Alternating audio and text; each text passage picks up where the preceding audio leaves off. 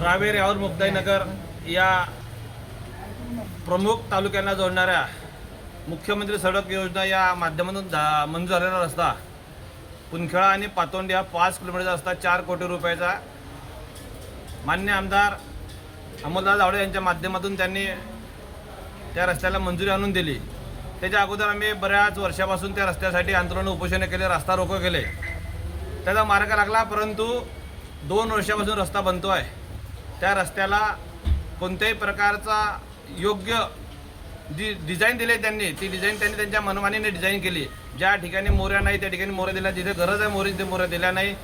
रस्ता डांबरीकरण झाला, परंतु 21व्या दिवशी रस्त्याचा बडी घेतला गेला।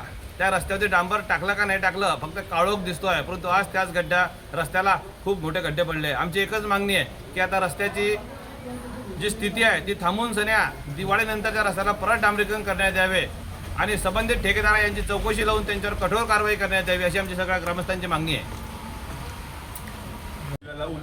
आदरणीय रावेर यावल विधानसभेचे कर्तव्यदक्ष आमदार आदरणीय अमोलदास जावळे यांच्या माध्यमातून मुख्यमंत्री ग्राम सडक योजना या अंतर्गत 3,87,00,000 रुपये ह्या रुपयाचा निधी मंजूर करून त्यांनी रस्त्याला मंजुरी दिली। परंतु जो संबंधित ठेकेदार आहे त्याने ज्या इस्टिमेटनुसार जो रस्ता पाहिजे होता किंवा ज्या गटारी पाहिजे होत्या त्यांनी दुर्लक्ष करून निकृष्ट दर्जाचं काम केलेलं आहे। रस्ता होऊन 1 महिनासुद्धा झाला नाही, परंतु पहिल्याच पावसामध्ये रस्ता उखडला गेला। संबंधित जो काही ठेकेदार असेल त्याची चौकशी होऊन त्याच्यावर कायदेशीर कारवाई करण्यात यावी आणि रस्त्याचं पुनर्निर्माण करण्यात यावं, एवढीच फक्त आमची आमदार महोदय यांना विनंती।